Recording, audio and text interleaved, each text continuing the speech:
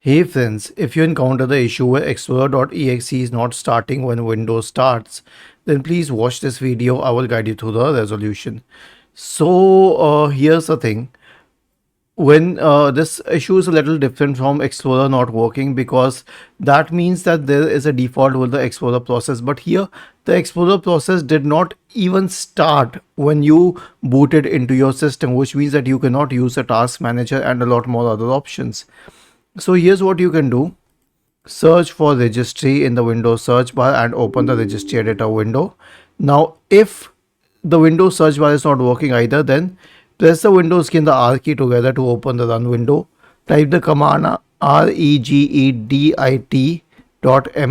and hit enter.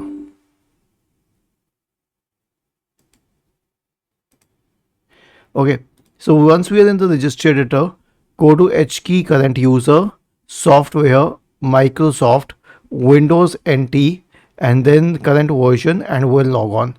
Now, if you right click on Win logon, there should be nothing here, but there are some people who have a process named shell.